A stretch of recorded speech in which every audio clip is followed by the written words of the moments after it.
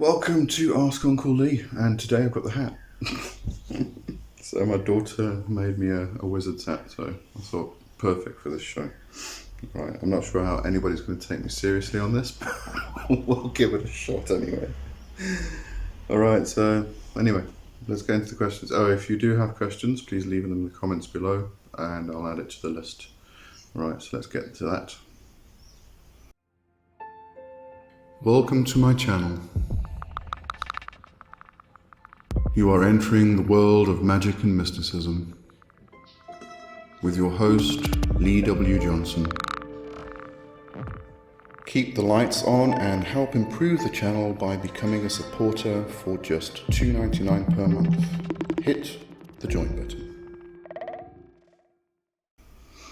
Question time. Right, so the first one is from Evan Milstead, 1446. Blah, blah. How do you feel is the best way to connect to local land spirits? I have tried meditating, contacting certain nature-oriented spirits, and getting more involved with my local ecosystem. I feel involved in the living ecosystem, but having trouble connecting to the spiritual web of the land I am on. Any thoughts? I think you're doing everything right, actually. It's just a case of probably consistency and time. Also make sure that you are making offerings, regular offerings. You know, if you're going to try and connect with land spirits, try and go to the same spot all the time. Try and do it on a regular basis, and do offerings on a regular basis. So kind of go there, try and connect with them, give them a promise. The promise could be you're going to go there once a week and clean up the area. It might not need to be the whole area, a huge area, just a small area that you go to connect with them, and make that your spot, make that your connection point, and clean up the area, and give them an offering, and make it consistent. I think that's the main thing, is to make it consistent, because if you are going irregularly, then there's not really a promise or an oath that's being made, or any kind of bond that's being created. And the spirits do like that consistency. So as I said, make sure you are consistent. You're going there on a weekly, or it might even be a monthly basis. It doesn't need to be weekly. You may just go there once a month, like during the new moon or during the full moon phase or something like that. But make sure it's consistent. And just to explain to them also that there may be occasions when you cannot go there, you cannot make it. Things come up in life. So just make that clear to them, and start working with them on that basis. Don't expect anything. Don't expect anything in return. It could be a year, 2 years, 3 years, 5 years, 7 years before they even start approaching you, because in some areas they have been abused, and they really don't like human beings, so they get very cautious. But if you do have that consistency, you are cleaning up their area to try and help them, you are giving them offerings, food and water, or it could be honey and milk, or whatever you feel is right for them. Eventually you'll get into contact, you'll be able to ask them what they do actually like, but keep it simple. Water's good, water's fantastic. It helps the growth of the plants, so it's an offering of life to the actual area. Milk and honey is good, oats, bread. Some of the spirits do like alcoholic beverages, whiskey, brandy, rum, and things like that. Not all do though, so wait until you've got a bit more contact before you find out from them if they do like it or not, before you actually go and offer them. Also, what you could do is try and research the area and the people who have, the indigenous people who have been in that area, and see if you can find out what they used to offer the spirits, or what they still offer the spirits, depending on what area you're in. And then you've got some kind of idea of what offerings you can give them. But otherwise, I mean, the meditations, the connecting with the local ecosystem, things like that, you're doing a great job. Just got to give it time. And as I said, consistency is the key here. All right, next question. From God King Cthulhu 138, would you make a video about Demonolatry holidays and how you celebrate them? I'm not actually, I don't, when it comes to the Demonolatry holidays, they are actually seasonal.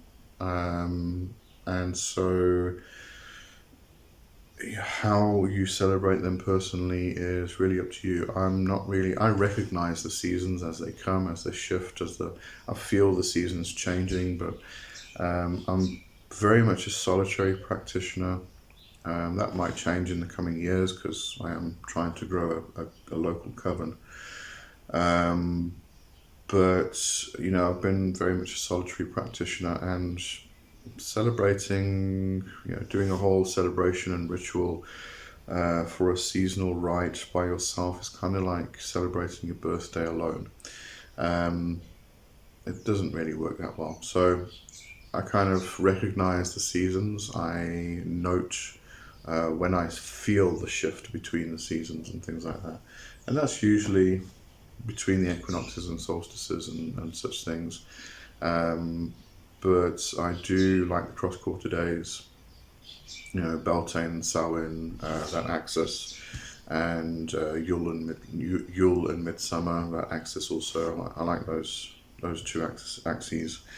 But when it comes to the Demonolatry holidays, let's just go through them here quickly. We have the spring equinox to Lucifer. We've got May Eve or Walpurgisnacht, which is in Connolly's book it actually says the initiations and first rite to Leviathan, but in the text below it says May Eve is the second rite to Leviathan. So I'm not sure if that's supposed to be the first or the second rite. It is kind of the first in progression from the spring equinox, so who knows. And then we've got the summer solstice to Flareus, the autumn equinox to Leviathan, so that's the second or the first one, I don't know.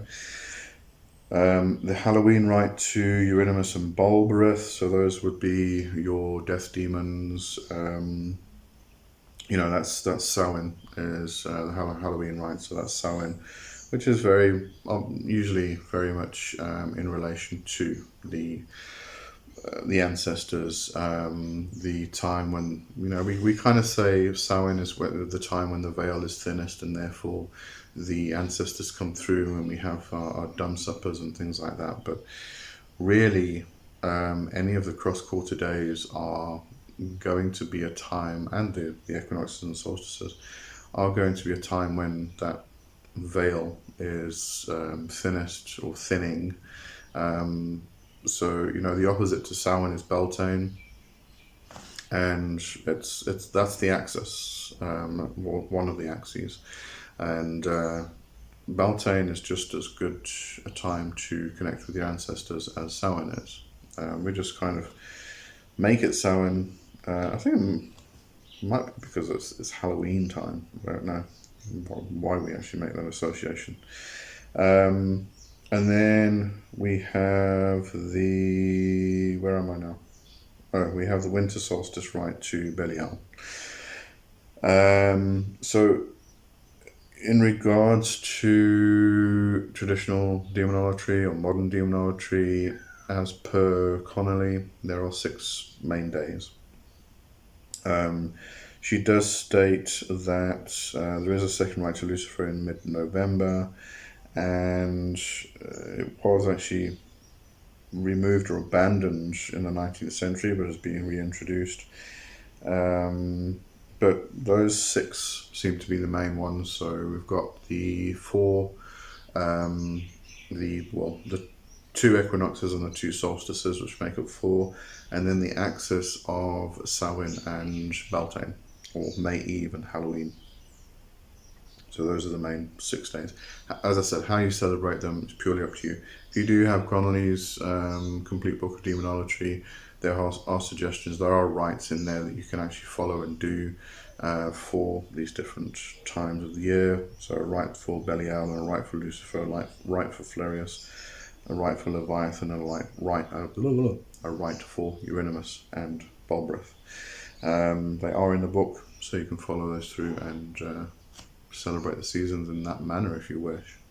Otherwise, get a bit more witchy about it. Yeah, really up to you. Personal thing.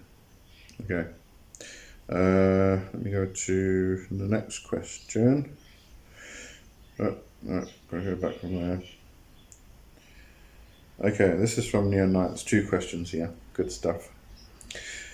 First question. After you formed a connection to a demon, setting up an altar, talking to them, giving them offerings, etc., how do you decide when the right time has come to do your first ritual in which you contact, invoke them? Do you just decide based on skill level that you have in the basics, example, meditation, energy work, etc., that you need in order to perform the ritual? Do you do it when it just feels right? Would you say there's a general rule of thumb for the right time for that ritual, that first ritual example, after a year or so? Or does it also heavily depend on the demon? Okay, so first of all, yes, definitely first make sure you have all the foundational stuff in place. Your meditation, your breath work, your focus, your concentration, your one-pointed focus, your trance. You've got to be efficient and or proficient in trance and the ritual format. You know, if you are going to be casting a circle and you're going to be doing a particular ritual format, make sure that you know that ritual format. Because if you're in the middle of a ritual and you've got to try and think what you do next, and then you've got to go and grab the book or the text that you're working from and read that, it breaks the whole thing. It breaks the cycle, it breaks the flow of the energy. So what you want to do is just keep practicing that ritual for a period of time until you know it. And then you can go in and you can do it automatically. And that means that you start working with the energy instead of working with the actual text, the actual content of the ritual itself. And that helps a great deal. So get all that foundational stuff in place and then go ahead. Do it. There's no right or wrong time. And keep a record. Make sure you journal. If you find that you go in and you do the ritual and it's a complete flop, journal it, record it, and then keep going back and seeing if there's patterns that are coming out, if there is a particular time of the month or the year that works best or doesn't work best. So keep a record, keep journaling, and make sure you've got something to go back and you can actually check what went wrong, what went right. The timing of things. It could be that during a full moon your energy's low and therefore doing ritual and things like that doesn't work as well for you at that time. Whereas doing a ritual during a new moon, maybe your energy's high, but at the same time it may be the opposite. Keeping a record is a very important thing, so you can go back and you can check all these things, timings, certain phases of the moon or times of the year when things are working better for you than other times. Definitely keep that record, but there's no specific time. Just make sure you've got the foundational stuff in place, and then do it and record and test and experiment. And just keep going from there. Really Ed. Okay, so the second question. There are quite a few demons who can help you with health-related things. Do you know of one who can specifically help with sleep issues, like insomnia, a really effed up sleep schedule that you have trouble fixing, etc.? I don't recall that this was mentioned specifically about any demon I have yet read about, so I thought maybe you have some experience with that topic. Thank you in advance. I hope you're having a great week so far. I am, thank you very much. Okay. Can't think of any specific demons from grimoires like Goetia There's probably some in there, but I can't think of any. But one spirit you might want to contact is Hypnos from the Greek pantheon. You know, Hypnos really is just sleep. So I'm sure Hypnos can actually help you. That was in a situation like that. That's who I would go to, is Hypnos, and speak to that spirit. Really as simple as that. Okay, I think I'm going to leave it there. Let's just check what the next question is. Yeah, I'm going to leave it there, and I'll get on to the next question next week. Okay, so have a good one, and I'll see you then. Cheers for now. Bye bye.